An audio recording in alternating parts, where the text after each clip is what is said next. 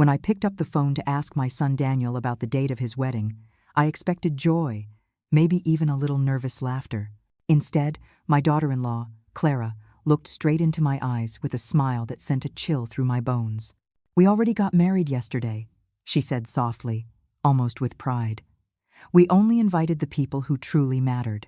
The word struck me harder than any physical blow. People who truly mattered. Was I not one of them? For 3 long years, I had covered their rent of $500 every single month. I had bought nearly every piece of furniture in their apartment and stocked their fridge when there was barely a crumb inside. But apparently, none of that made me a person who truly mattered. I stood frozen in my own living room, clutching the phone as if it weighed 1,000 pounds. Daniel avoided my gaze, while Clara sprawled on the sofa that I had purchased for them. Upstairs in my closet, the pale lavender dress I had chosen for their wedding day hung uselessly, alongside the new shoes and a necklace I had carefully selected to wear on what I thought would be the most beautiful day of my only son's life. That dress alone had cost me $220. I had set aside another $1,000 as a gift for them, and I had called my sister Margaret in Boston to share the happy news. I had even scrubbed every corner of my house, imagining they might stop by after the ceremony so we could celebrate together. But all those hopes crumbled in a single instant, shattered by 4 poisoned words: people who truly mattered. Daniel finally spoke, his voice flat and rehearsed. "Mom, it was just something small, an intimate thing with only a couple of witnesses." But I already knew the truth. Social media revealed it all. Clara's parents stood proudly beside the newlyweds. Her brothers and sisters toasted with champagne, and there she was, in her elegant white dress, a dress partly paid for by the $850 I had given her just last month. I saw it all, every photo that screamed of my exclusion. A week later, exactly 7 days after that humiliation, Clara's voice reached me again, this time trembling on the other end of the phone. "Elaine," she whispered, almost pleading, "the rent is overdue. The landlord says if we don't pay by Friday, we'll be thrown out. Did you forget to transfer the money?" For a moment, I stayed silent. Memories of countless trips to the bank flooded my mind, all the transfers I had made, the nights I'd skipped meals, the sacrifices I endured so they could have comfort.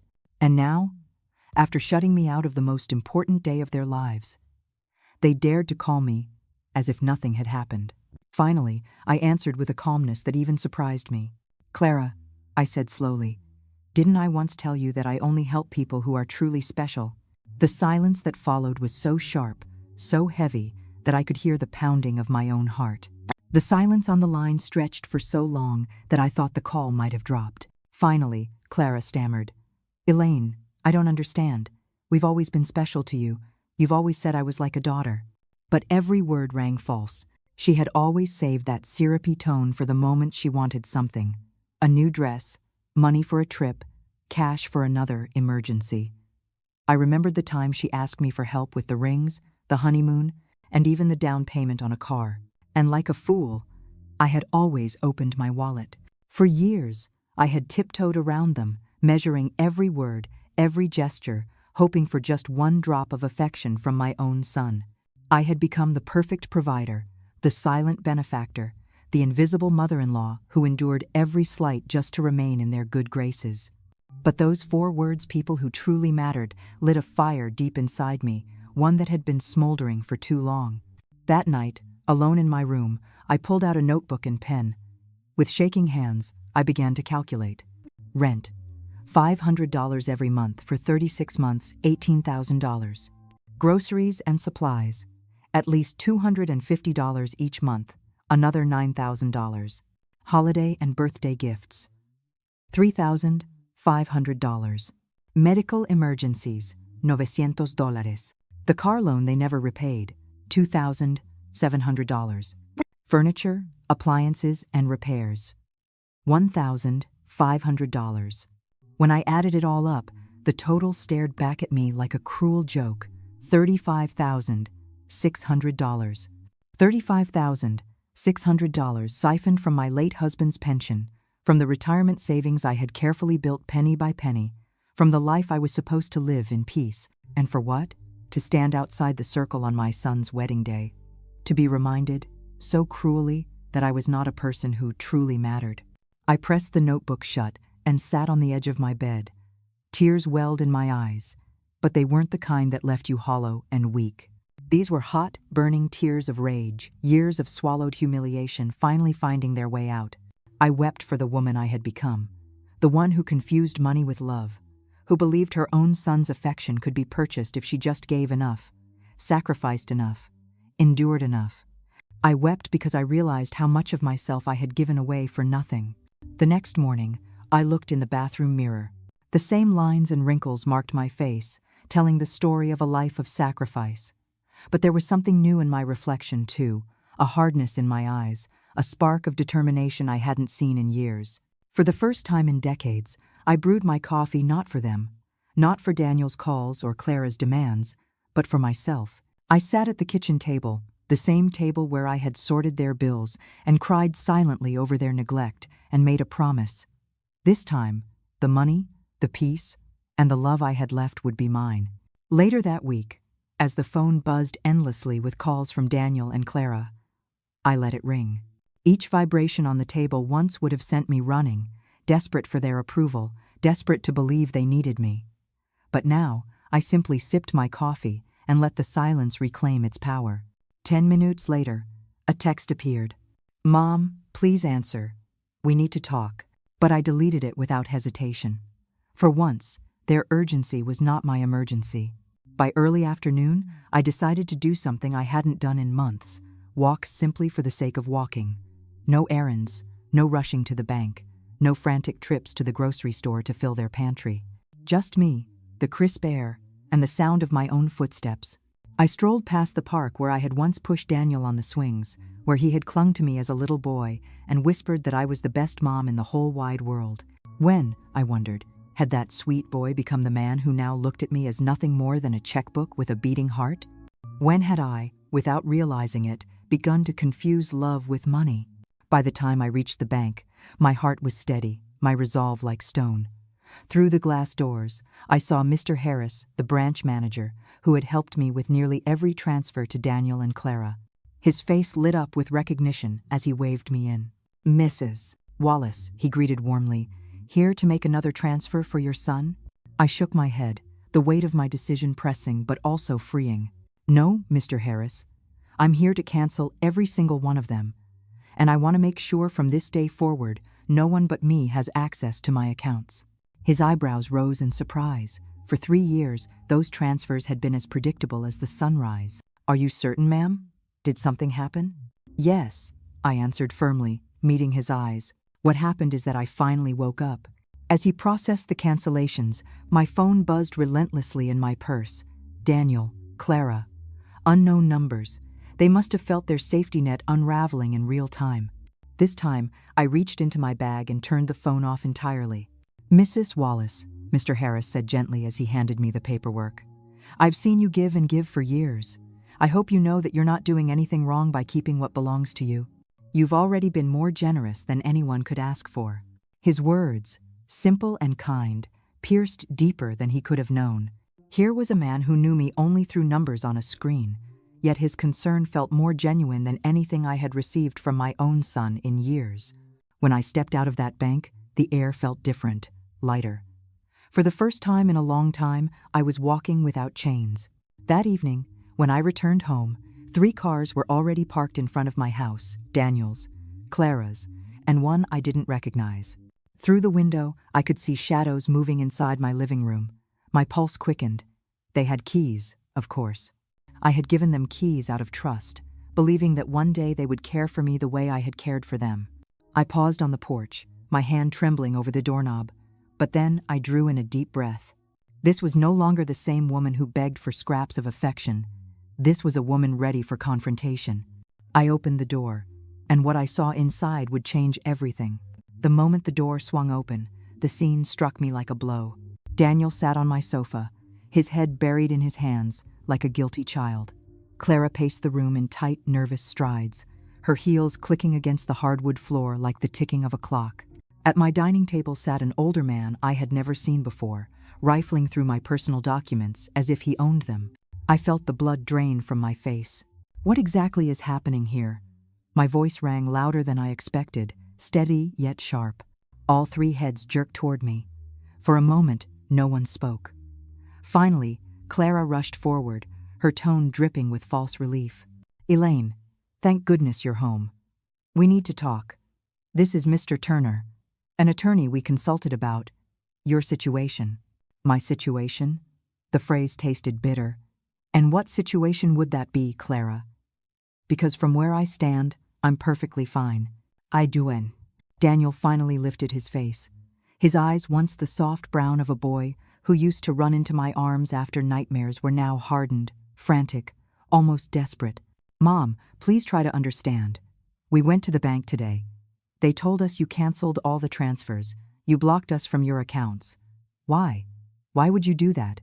The stranger in the gray suit stood, extending a hand I had no desire to touch. "Mrs. Wallace, my name is Mr. Turner. I'm a family law attorney. Your children are concerned about your well-being. They asked me to evaluate your capacity to manage your finances." I ignored his hand and went straight to my dining table, sweeping my papers into my arms. "These are my private documents. You have no right to touch them." "Mom," Daniel interjected, his voice laced with condescension, the same tone he had begun using in recent years. "We're only worried about you. Your behavior has been unusual. You're cutting us off. You're not answering calls. You're isolating yourself. We think you might need professional help." Clara stepped closer, her expression softening into that saccharine mask she wore whenever she wanted something. She reached for my hand. "Elaine, sweetheart, you're 71 now. Loneliness can play tricks on the mind. Confusion is normal at your age. We're just trying to protect you." The word confusion echoed inside my skull like a gunshot. And in that instant, the picture snapped into focus. This wasn't about love or concern. This was a calculated move. They wanted to paint me as senile, incapable, so they could seize control of what little I had left. I drew myself up, taller than I had felt in years. "I am not confused," I said firmly, every syllable slicing through the tension in the room. "On the contrary, I am clearer than I've been in decades. And let me make one thing very clear to all of you. You are leaving my house. Right now." Mr. Turner stepped in, his tone polished and professional, the voice of a man who had played this role before. "Mrs. Wallace, I understand you're upset, but under the law, if your children believe your ability to make financial decisions is impaired, they are entitled to seek guardianship. They already have documentation of concerning behavior." I let out a laugh that was anything but kind. It was rough, sharp, almost cruel. Concerning behavior? Like deciding that my money belongs to me? Like refusing to bankroll two grown adults who treat me like a stranger? If that's your definition of concerning, then maybe it's time the three of you learned what boundaries really mean. Clara's mask cracked, rage seeping through her painted smile. "We never treated you badly, Elaine. You are part of our family, and everything you have will be ours one day anyway. We're just accelerating the process." Her words sliced me open with their raw, shameless truth. To them, I was already dead, just an ATM with legs. "Out." I pointed to the door, my hand trembling but firm. "All of you, out of my house." Daniel shot up, his face contorted with anger. "Mom, you can't just do this. We have bills, rent, car payments, credit cards. You co-signed for us. You can't abandon us overnight." "Oh, but I can," I snapped, my voice rising with a strength I hadn't felt in years. "For years I paid your rent, filled your fridge, financed your comforts, all while you treated me as invisible. Not anymore." Mr. Turner calmly opened his briefcase and laid out a folder on the table. "Mrs. Wallace, here are some papers. A power of attorney. If you sign, Daniel and Clara can manage your finances until you're feeling better."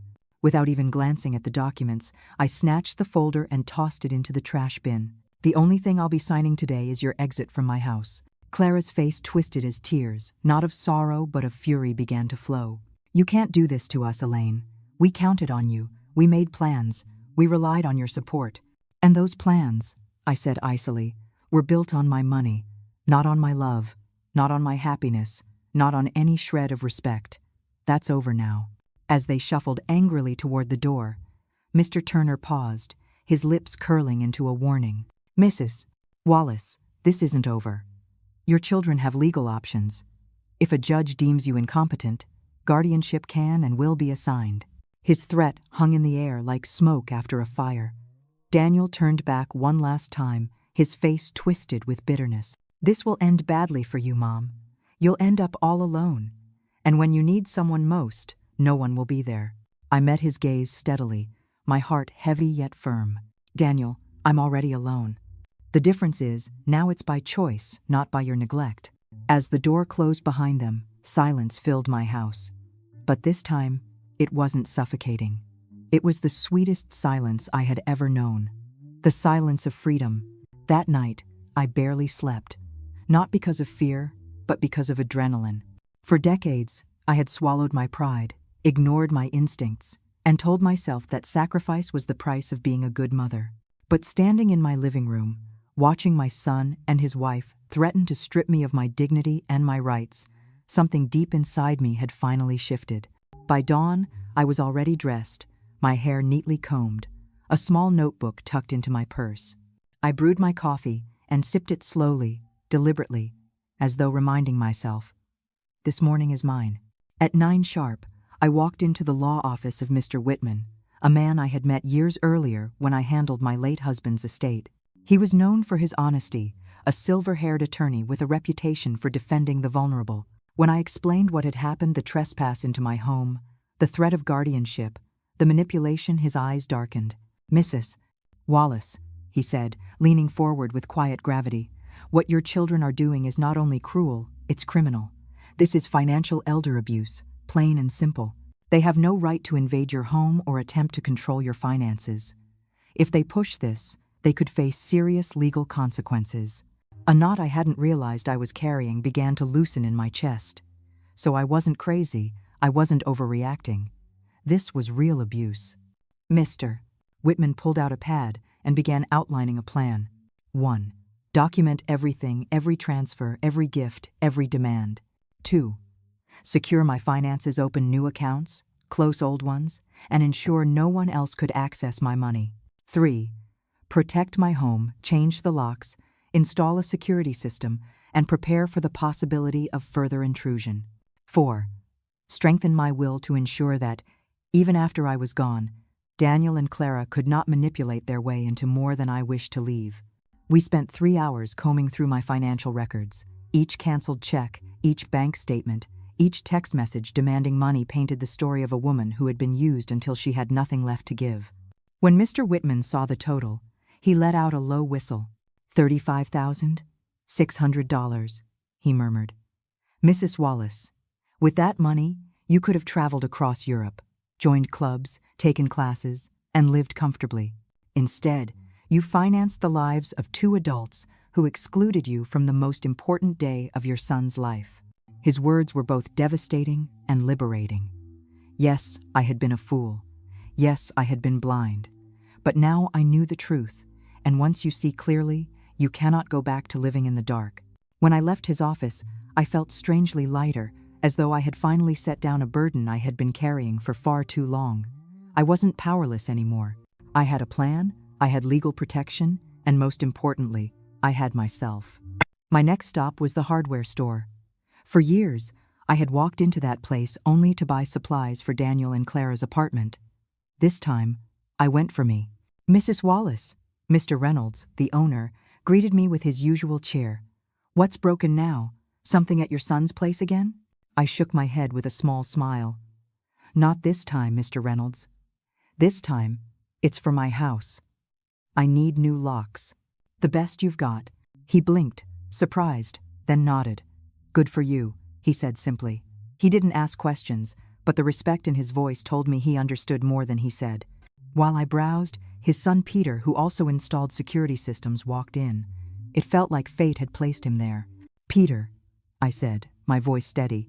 I need cameras, a full system. I don't care what it costs. For the first time in years, I wasn't spending money out of fear of losing love. I was spending it out of love for myself, and that made all the difference. By the next morning, the locks were changed, and the security cameras were mounted on the corners of my home. Watching Peter test the system, showing me how I could see everything from my phone, I felt a strange mixture of relief and sorrow. Relief because I was finally protected, Sorrow because the very people I thought would protect me were the ones I now had to defend myself against. As Peter packed up his tools, my phone buzzed with a call from an unknown number. I knew instantly who it was. Clara. I had blocked her number the day before, but she was nothing if not persistent. Against my better judgment, I answered. Her voice poured through the line, sweet but trembling. Elaine, please don't hang up. We need to talk like civilized adults. Speak, I replied coldly. She hesitated before launching into her well-rehearsed plea. Daniel and I know we made mistakes with the wedding. It was wrong not to include you. We've talked it over, and we want to make it up to you. How about a special dinner, just us, at your house? We can cook together, like we used to. The manipulation was so obvious, I nearly laughed. How much is the rent this time, Clara? I asked. Her silence told me everything. Then, sheepishly, 2 months, $1,000 total. But this isn't just about money, Elaine. I swear. We miss you. You're important to us. Important? I cut her off. If I'm so important, why wasn't I important enough to be at your wedding? Why am I only important when your bills pile up? Tell me, Clara, when was the last time you called me just to ask how I was doing? Silence again, long and damning. Finally, she whispered. Never. Exactly, I said, my voice steady with the clarity I had been craving for years. For 3 years, you've treated me like an ATM with feelings. You've used me, ignored me, and humiliated me. And now that the money is gone, suddenly you love me. I'm done. You made your choice when you told me I wasn't special. Now I'm making mine. Before she could answer, I hung up and powered down the phone. My hands were shaking, but not with fear, with exhilaration. For the first time in decades, I had said no. That afternoon, I drove to the beauty salon I hadn't visited in over a year. Clara had always needed something, rent, money, groceries, a new outfit, so I had canceled every appointment, convincing myself self-care was selfish. But as soon as I walked in, Cynthia, my favorite stylist, greeted me with open arms. Elaine, I thought you'd forgotten all about us. I didn't forget you, I told her with a smile. I just forgot myself. I treated myself to everything. A haircut, fresh color, manicure, pedicure. As Cynthia worked, she chatted about her kids, her dreams, her life. For the first time in years, I sat in a chair where no one asked me for anything. No bills, no guilt, no emotional blackmail. Just simple human conversation. When she spun me around to face the mirror, I barely recognized the woman staring back. My hair shone, my nails gleamed, and my face carried something I hadn't seen in years. Peace. You look beautiful, Mrs. Wallace, Cynthia said softly. But more than that, you look free. And she was right. I had never looked more like myself. When I pulled into my driveway that afternoon, my heart skipped a beat. A car I didn't recognize was parked in front of my house. For a brief, icy second, I thought Daniel and Clara had returned with reinforcements. But as I drew closer, I saw an older woman sitting calmly on my porch steps, a steaming mug in her hands. Mrs. Wallace? She asked as I got out of the car. Yes, I replied cautiously. Can I help you? She stood, smiling warmly. I'm Eleanor Brooks. I live next door. We've been neighbors for years, but I don't think we've ever properly met. Yesterday, I heard raised voices from your house. I just wanted to make sure you're all right. Her concern caught me off guard. For 3 years, I had poured myself out for family who never cared how I was doing. Yet here was a neighbor, practically a stranger, who had noticed my distress and come to check on me. Come in, Mrs. Brooks, I said softly. Let me make us some coffee, and I'll tell you a story you probably won't believe. Over steaming mugs at my kitchen table, I poured out everything: the wedding I wasn't invited to, the years of financial sacrifice, the humiliating confrontation in my own home. Eleanor listened without interrupting, nodding occasionally, her eyes filled with compassion. When I finally finished, she reached across the table and squeezed my hand. You did the right thing, Elaine. I know, because I went through the same thing with my daughter 5 years ago. I also thought it was my duty to keep her afloat. I also believed she wouldn't love me if I stopped paying. It nearly destroyed me. My breath caught. What happened? I cut her off. She threatened, manipulated, tried to guilt me. For months, it was awful. But eventually, She called to apologize. She had to face life on her own. And now, we have a real relationship, not one built on money." End quote. Her words washed over me like balm on a wound. For the first time since this nightmare began, I felt a flicker of hope. Maybe, just maybe, I wasn't doomed to remain the fool forever. "Do you think Daniel and Clara will ever see the truth?" I asked quietly. "Maybe they will, maybe they won't," Eleanor answered honestly. "But here's what matters. That's not your responsibility anymore. Your responsibility is to live your own life." Oh, that night, for the first time in 3 years, I crawled into bed without worrying whether Daniel and Clara had money for rent, groceries, or whims. I thought only about myself, my plans, my future. And I slept deeper than I had in decades. The next morning, the doorbell rang. On my new security camera, I saw Eleanor again, this time holding another mug of coffee. When I opened the door, she smiled. "I thought you might like company today." And just like that, a friendship began. The morning after Eleanor's visit, I woke with a sense of purpose. For years, my days had been dictated by Daniel and Clara's needs, transferring money, running errands, solving their emergencies. But now, my calendar belonged to me. By 8 o'clock, Peter and his father, Mr. Reynolds, arrived to finish installing the new locks and test the surveillance system. "Mrs. Wallace," Peter said as he showed me how the cameras linked to my phone, "this will give you peace of mind. If anyone shows up uninvited, the system automatically alerts the police." Peace of mind. Such a simple phrase, yet it felt like a treasure. Still, I couldn't escape the irony. I was installing security systems not against strangers, but against my own son. That afternoon, I picked up the phone and dialed a number I hadn't called in months, my sister Margaret in Boston. "Elaine!"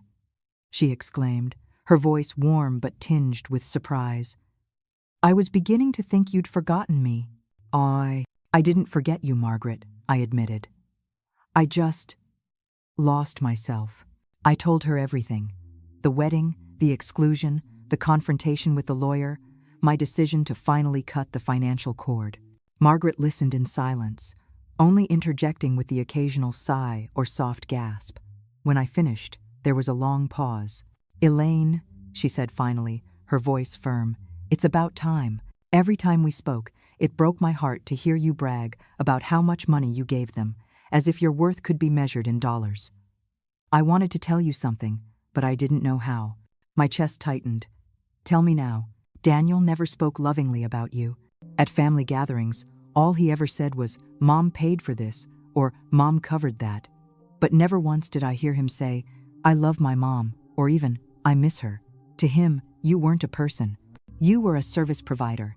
Her words cut deeper than any insult Daniel had ever thrown at me. They hurt precisely because they rang true. "And Clara?" I asked, my voice trembling. Margaret sighed. "She often spoke of you in the future tense. 'When Elaine is gone, we'll remodel her house.' Or, 'When we inherit, we'll finally invest in the business.' It was as if they were just waiting for you to die." I pressed the phone tighter to my ear, but I felt as though the ground beneath me had split open. For years, I had given everything: money, time, love, believing I was securing a place in their hearts. And all the while, they were planning a future where I didn't exist. That evening, I sat in my kitchen, staring at the ledger of my life. $35,600, 3 years of sacrifice, and not a penny, not a gesture, not even a word of genuine love in return. I realized then that the real theft wasn't of money, but of dignity, of affection, of the belief that I was cherished. But as the cameras blinked softly from the corners of my home, and Margaret's words echoed in my ears, another realization took root. If I could be used, I could also be free. 2 days later, as I returned from the cemetery where I had finally visited my husband's grave after months of neglect, my stomach dropped. Parked in front of my house were 3 cars, Daniel's, Clara's, and 2 others I didn't recognize. I didn't get out of the car. Instead, I opened my phone and pulled up the new security cameras. Through the lens, I saw them pacing, pointing, their movements sharp and impatient. This wasn't a family visit. This was a strategy meeting, and the battlefield was my home. I called Mr. Whitman immediately. "They're here again," I whispered, my voice tight with fear and fury. "And they've brought more people." "Don't go inside," he said firmly. Stay in your car. I'll be there within 20 minutes and I'll bring the police. Yesterday, I filed for a temporary restraining order. They have no legal right to be on your property. Minutes later, 2 patrol cars pulled up behind me. I watched from the safety of my seat as officers approached my house. Through the windshield, I saw Daniel gesturing wildly, his face twisted with anger. Clara began her usual performance, tears streaming down her face, clutching her chest as if she were the victim. One officer approached my car. "Ma'am, you can come out now. You're safe. They'll be leaving immediately." I stepped out slowly, my heart pounding, my legs unsteady. From the street, Daniel shouted at me, his voice sharp and accusing. "Mom, this is insane. We're your family. You can't call the police on your own son." I turned to face him, my voice clear, unwavering. "Family doesn't break into your home without permission. Family doesn't bring lawyers to declare you incompetent. Family doesn't treat their mother like an ATM. If that's your definition of family, then no, you're not my family." Clara's tears dried instantly, replaced by venom. "You'll regret this, Elaine. You owe us. You signed for bills, you co-signed for cards. You can't just abandon us like this." Mr. Whitman stepped forward, his presence calm but commanding. "Mrs. Brooks," he said, addressing her with icy formality, "any future communication must go through my office, and I strongly suggest you consult an attorney before making threats. We have full documentation of every payment Elaine made over the last 3 years, voluntarily. You'll find no court in this state willing to declare that debt." The words hit her like a slap. She faltered, pulling Daniel toward the car. He turned back one last time, his eyes blazing. "This will end badly for you, Mom. You'll be all alone in the end, and no one will care." I looked at him, my heart breaking even as it hardened. "I already am alone, Daniel. The difference now is that it's my choice, not your neglect. M." The cars drove away, leaving behind the screech of tires and the heavy silence of defeat. That night, Eleanor invited me for dinner at her home. Her daughter was visiting, and as I sat at their table, I saw what a healthy family looked like. They asked about each other's days, laughed easily, offered help without strings attached. Not once did the daughter ask her mother for money. I blinked back tears as I sipped my tea. "I wanted that with Daniel," I confessed softly. "And maybe you'll have it one day," Eleanor said gently. "But only after he learns that you're a person who deserves respect, not just a bank account." For the first time, I allowed myself to believe she might be right. For a few quiet days, I allowed myself to believe the storm had passed. I had my lawyer, I had my neighbor's support, and I had found the courage to say no. But peace, I would learn, was only the calm before another assault. It was a Friday morning when the doorbell rang. My cameras showed a young woman, neatly dressed, holding a folder in one hand and wearing a polite, professional smile. She didn't look like family, didn't look like a friend. She looked official. I opened the door cautiously. "Good morning, Mrs. Wallace," she said, flashing an ID card. "I'm Miss Schmidt, a social investigator from the Office of Senior Services. We've received a report that you may be in an at-risk situation. I need to conduct a wellness check." My blood ran cold. Of course, Daniel and Clara had escalated again, this time dragging the government into their game. "May I see your ID again?" I asked, stalling for time. She handed it over. It was genuine. My hands trembled as I returned it. "Can I come in and ask you a few questions?" I let her step inside, knowing that refusing would only make me look guilty. She sat politely in my living room, opened her folder, and began in a calm but clinical tone. "Mrs. Wallace, we've received reports that you've made sudden, unusual financial decisions, that you've cut off communication with your family, that you've installed unnecessary security systems due to paranoia, and that you've refused medical and legal assistance offered by your loved ones. Can you explain these behaviors?" Every word had been carefully chosen, polished to sound reasonable, but dripping with poison. I could hear Clara's fingerprints all over the script. I straightened my shoulders. "Miss Schmidt, before I answer anything, I would like my lawyer present." "This isn't a legal interrogation," she replied smoothly. "It's just a wellness check. If you have nothing to hide, there shouldn't be a problem." That phrase, "if you have nothing to hide," infuriated me. It was the same line abusers used to justify their invasions. So I picked up the phone and called Mr. Whitman. He arrived 20 minutes later, his expression grim as he walked through the door. "Miss Schmidt," he said after checking her credentials. My client is under legal representation. Any questioning without counsel present constitutes harassment. Do you have a court order to be here? She faltered for the first time. No, but we have reports from her family about her mental health. What family? Mr. Whitman's voice cut like steel. The same family that tried to force her into signing over her finances? The same family that broke into her home without consent? The same family that excluded her from important life events while draining her bank accounts? He dropped a thick folder on the table with a heavy thud. Here is full documentation of the abuse she has endured. $35,600 in financial exploitation, emotional manipulation, social isolation. If anyone here needs investigating, it isn't my client. Miss Schmidt shuffled through the papers, her professional mask slipping. Her voice was less confident now. Mrs. Wallace, do you manage your own finances? Yes, I said firmly. I can show you every bank statement, every bill paid on time. I drive my own car. I maintain my own home. I take only vitamins and aspirin, and I see my doctor regularly. I am in full control of my life, Mr. Whitman added. My client has undergone a medical and cognitive evaluation. She's not only competent, she's exceptionally capable. Miss Schmidt closed her folder, her cheeks flushed. Based on what I've reviewed here, I see no grounds for intervention. This case will be closed. Relief swept over me, but it was laced with something darker anger. Daniel and Clara weren't just trying to guilt me anymore. They were trying to strip me of my identity, my independence, my very right to live as myself. As Miss Schmidt left, Mr. Whitman turned to me. Elaine, this is going to escalate again. They're desperate, and desperate people are dangerous. His words sent a chill down my spine. For the first time, I realized this wasn't just a family conflict. This was a war. I had started to breathe easier after Miss Schmidt closed her file, thinking perhaps the worst was over. But peace was short-lived.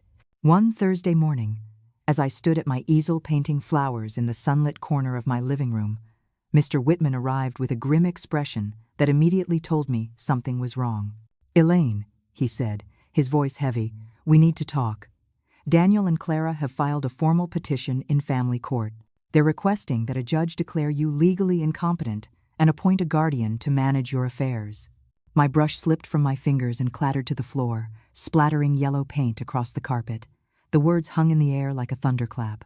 They want to take over my life? Yes, Mr. Whitman said gravely. If the judge rules in their favor, Daniel could gain full control over your finances, your property, even your medical decisions. I sank into a chair, my body trembling. The betrayal cut deeper than ever. My own son wasn't just trying to take my money anymore, he was trying to erase me. What evidence could they possibly have?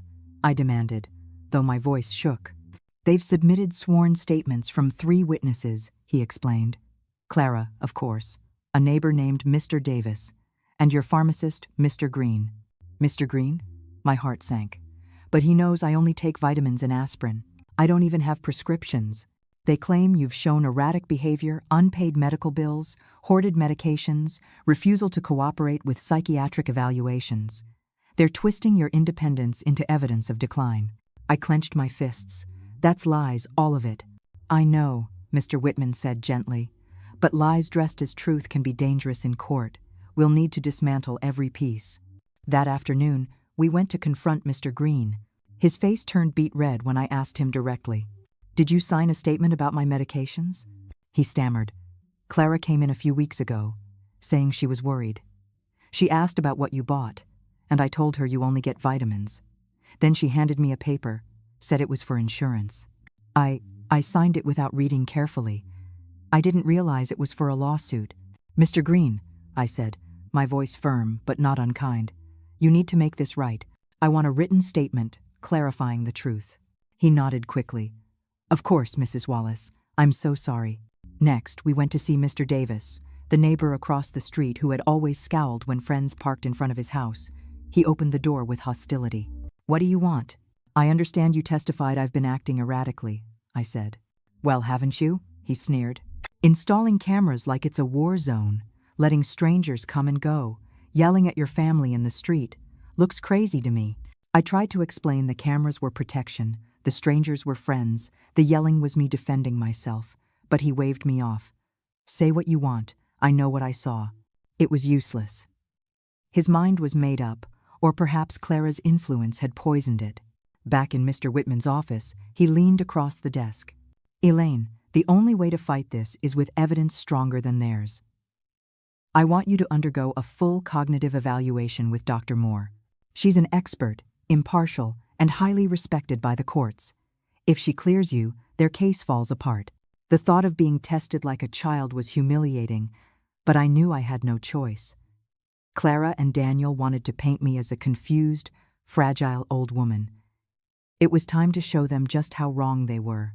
As I lay in bed that night, staring at the ceiling, the weight of it all pressed down on me, my son, my only child, dragging me into court to declare me incompetent, not to protect me, not out of love, but out of greed. And yet, beneath the sorrow, something harder had taken root: determination. If they wanted war, I would fight with everything I had. 2 days later, I walked into Dr. Moore's office with Mr. Whitman by my side. The clinic smelled faintly of antiseptic and lavender, an odd mixture of sterility and calm. Dr. Moore greeted me with a warm handshake. She was a woman in her early 50s with kind but sharp eyes, the kind of eyes that missed nothing. Mrs. Wallace, she said gently, I know this isn't easy. My role is to assess your memory, your reasoning, your emotional health, and your financial understanding. Take your time. Be honest. This is about showing the truth. For the next 2 hours, she asked me everything: the names of presidents, arithmetic problems, logic puzzles. She handed me a checkbook and asked me to balance it. She gave me a list of words and asked me to recall them later. She even asked me about my daily routine, what I ate for breakfast, what hobbies I enjoyed, who my friends were. I answered each question with clarity. My hands trembled slightly at first, but as the test went on, I felt steadier. Every correct answer, every calm explanation, felt like a small victory. At the end, Dr. Moore set her pen down and looked at me with something like admiration. Mrs. Wallace, your cognitive performance is not only normal, it's excellent. You're sharper than many people decades younger. I'll prepare a full report for the court, but you have nothing to fear from these accusations. And applies. Relief flooded me so powerfully that I almost cried. For weeks, Daniel and Clara had tried to convince me that I was weak, confused, slipping away. But here, in black and white, would be proof. I was still me. Entirely me. That afternoon, Eleanor gathered her garden club friends at her house when she heard about the evaluation. As I told them the story, outrage filled the room. Elaine, Maria said firmly, I'll testify for you. We've spent weeks together, and anyone can see you're as clear as day. You're sharper than my daughter at 40, Cynthia added with a laugh. Alfreda, the oldest among us, reached for my hand. Her 80 years had carved wisdom into every line of her face. My dear, greedy children, trying to declare their parents insane, is as old as time. But you have something many others didn't: proof, documentation, and friends who will stand beside you. That makes you stronger than you realize. Their support wrapped around me like armor. I wasn't walking into this battle alone. That night, I sat at my kitchen table, staring at the glow of the security cameras on my phone. For the first time, I allowed myself to grieve. Not for the money, not even for the betrayal, but for the son I had lost long before this court case began. I wept until there were no tears left, and when the sobs faded, something stronger remained: a determination as hard as steel. If Daniel and Clara wanted to drag me into court, I would walk in with my head high, armed with the truth. The trial wasn't just about money anymore. It was about dignity. It was about the right to live my life as myself. And I intended to win. The courthouse smelled faintly of dust and old paper, its marble floors echoing beneath my sensible black heels. I had chosen my best suit that morning, not flashy, not frail, but dignified. As I studied my reflection before leaving, I told myself, today, I'm not just defending my mind, I'm defending my dignity, my right to live as myself. Mr. Whitman walked beside me, his briefcase heavy with evidence, his calm presence steadying my nerves. Remember, he whispered as we approached the courtroom, the burden of proof is on them. They have to convince the judge you're incompetent. We just have to show the truth. Inside, Daniel sat stiffly, in a new suit, his jaw clenched. Clara, draped in black, as though attending a funeral, clutched his hand with rehearsed fragility. When our eyes met, Daniel looked away, but Clara's stare was icy, triumphant. Their lawyer, an older man with polished shoes and a voice trained to sound sympathetic, began the opening statement. "Your Honor," he said solemnly, "Mrs. Elaine Wallace has shown alarming mental decline. She's isolated herself, made irrational financial decisions, and fallen under the influence of outsiders who are clearly exploiting her. We are here only because her loving family wants to ensure she receives the care she desperately needs." I nearly laughed out loud at the hypocrisy, but I held my composure. They called Clara first. She stepped to the stand, her eyes shimmering with crocodile tears. "Elaine has always been like a second mother to me," she began, her voice trembling. "But lately, she's changed. She's paranoid. She's hostile. She cut us off completely, without warning, without reason. It breaks my heart to see her like this." Her performance was almost Oscar-worthy. But when Mr. Whitman cross-examined, the cracks appeared. "Mrs. Brooks," he said, his voice firm but calm, "when was the last time you called my client without asking for money?" Clara blinked, stammered. "Well, we always talked about many things. A specific date, please." "I don't recall." Quote, "Is it true that you and your husband married without inviting her?" "It was. A very small ceremony. Did you, or did you not, tell her afterward that you had only invited special people?" Her face flushed crimson. "That was taken out of context." "And what context," Mr. Whitman pressed, "could possibly make that less cruel?" Clara had no answer. Next, Daniel took the stand. Seeing him swear to tell the truth before lying about my sanity was one of the most painful moments of my life. "My mom has always been generous," he said, his voice heavy with false sincerity. "But recently, she's become erratic. She refuses to help us. She listens to neighbors and lawyers who are clearly manipulating her. We're terrified she's no longer capable of making rational decisions." Mr. Whitman's cross-examination cut clean through his act. "Mr. Wallace, how much money have you and your wife received from your mother in the last 3 years?" Daniel shifted uncomfortably. "I don't know exactly. Would $35,600 sound about right?" His silence said more than words. "And how many times have you visited your mother without asking her for money?" The silence deepened, the courtroom heavy with its weight. Mr. Whitman pressed harder. "Is it true you and your wife entered her home without permission and attempted to have her sign a power of attorney?" "We were just worried about her." "Is it also true you brought a lawyer into her home to pressure her into handing over control of her finances?" Daniel's shoulders slumped. He had no defense left but shame. Their other witnesses crumbled as well. Mr. Davis admitted under questioning that he had never spoken to me directly, only made assumptions. And Mr. Green, my pharmacist, came forward with a written statement, explaining how Clara had misled him into signing a distorted document. Then it was my turn. My heart pounded as I took the stand, but as I looked at Judge Miller's steady gaze, something inside me steadied. I wasn't just an old woman fighting accusations. I was a mother, a widow, and a woman who had finally reclaimed her voice. Mr. Whitman guided me gently through my testimony. I spoke of the $35,600 I had given, of the sacrifices, the exclusions, the humiliations. I told the court how I had been treated not as a mother, but as a bank account.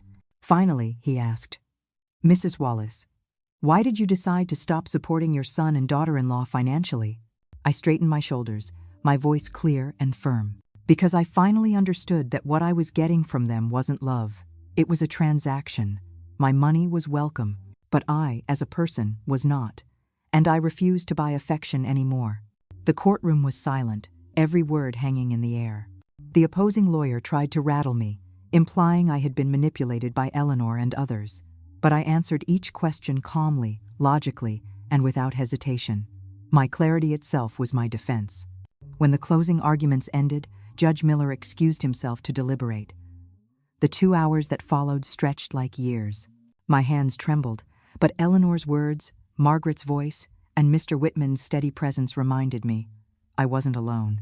Finally, the judge returned. His voice was solemn, but his words were a balm. After reviewing the evidence, This court finds that Mrs. Elaine Wallace is fully competent to manage her affairs. Professional evaluations confirm her excellent cognitive health. The petition for guardianship is denied. Furthermore, it is clear this lawsuit was motivated not by concern, but by financial self-interest. I had won. Not just the case, but my freedom, my dignity, my right to live as myself. When Judge Miller's gavel struck, the sound echoed through me like a thunderclap of freedom. I had walked into that courtroom, accused of being incompetent, fragile, even insane. I walked out vindicated, with my dignity intact. Outside the courthouse, Daniel stood stiffly, avoiding my eyes. Clara clutched his arm, her face twisted into a scowl that no longer bothered to hide her hatred. For a fleeting second, I thought I saw regret flicker in my son's eyes. But if it was there, it was gone as quickly as it came. Mr. Whitman squeezed my shoulder gently. Elaine, you didn't just win a case today. You proved to yourself that you're stronger than they ever imagined. That night, Eleanor gathered her friends and mine in my home. We shared food, laughter, and even a few tears. For the first time in years, my house was filled with voices that carried warmth instead of demands. Eleanor raised her glass. To freedom, she toasted. To women who find their strength even if it takes a lifetime. To freedom, we echoed, glasses clinking. And I swear the silence that followed was the sweetest sound I had ever heard, the silence of peace, not loneliness. In the weeks that followed, I made choices for myself. I changed my will, ensuring no one could manipulate my estate again. I donated part of my savings to organizations that protect the elderly from abuse, determined to give others the voice I had nearly lost. And I finally allowed myself to live. I booked a trip I had dreamed of for decades, a river cruise through Europe. I signed up for an art class at the community center. I reconnected with Margaret, promising never again to let pride or shame keep us apart. Daniel and Clara never called again. Word reached me eventually that they had downsized to a smaller apartment, and Clara had taken a job for the first time in years. Perhaps hardship would teach them what my generosity never did: the value of honest work. One quiet evening, I stood on my porch, the cool air brushing against my skin as I looked up at the stars. For so many years, I had believed love had a price tag, that sacrifice was the only way to be valued. But now I knew the truth. Real love cannot be bought. Real dignity cannot be stolen. And freedom, though it comes at a cost, is worth every penny. My name is Elaine Wallace. I am 71 years old. And for the first time in decades, my life is truly, unapologetically mine. 3 months after the trial, I stood in my new apartment overlooking the city skyline. I had sold the old house, the one filled with both memories and ghosts, and moved somewhere smaller, brighter, freer. Half of my savings I donated to organizations that protect the elderly from exploitation. The other half I kept for myself to travel, to learn, to live the life I had denied myself for so long. In that short time, I had visited Paris, walked the cobblestone streets of Prague, and sat by the Danube with a sketchbook in hand. I no longer woke up wondering if Daniel and Clara had paid their rent. I no longer kept my phone at my bedside waiting for a midnight emergency call. Instead, I woke with plans of my own. Art classes, coffee with Eleanor, volunteer work at the library. Yes, I was alone in some ways. But it was the kind of solitude that nourishes rather than drains. And I realized something profound. Loneliness surrounded by people who don't love you is far worse than solitude chosen for yourself. Sometimes, late at night, I think of Daniel. I wonder if he regrets, if he ever looks back at the years he drained from me and feels even a twinge of shame. But I don't wait for that answer anymore. My happiness no longer depends on him. Looking out at the stars from my balcony one evening, I whispered into the night, "Robert, my love, I finally learned. Love never has a price, and freedom is never too expensive. And now, to you, the one listening to my story, what would you have done in my place? Would you have kept sacrificing, hoping for love that never came? Or would you, like me, have finally chosen yourself? I'd love to know. Share your thoughts in the comments below, because sometimes the hardest battles we fight are the ones inside our own families. And no one should fight them alone. If my story touched you, consider subscribing to hear more real stories like mine. There are countless voices waiting to be heard, stories of struggle, survival, and ultimately, freedom. Many of us know someone or may even be that someone who keeps giving in the hope of being loved in return. In the story, a mother sacrificed for years, only to realize her son and daughter-in-law valued her money more than her presence. This is a painful but important reminder. Love cannot be bought. In today's world, especially for older adults, financial boundaries are essential. If your support is never appreciated and only expected, it's time to pause. Start by protecting your savings, cancel unnecessary transfers, avoid co-signing debts, and keep clear records of what you give. Speak openly with trusted friends or siblings so you are not isolated. And remember, saying no doesn't make you unloving, it makes you wise. Healthy relationships are built on respect, not on constant demands. If you ever feel pressured or guilty for not giving more, ask yourself, would they still call if I had nothing to give? The answer will guide you. Choose to invest in yourself, your peace, and the people who truly care for you, not just your wallet. That choice is not selfish, it's survival, and it's freedom.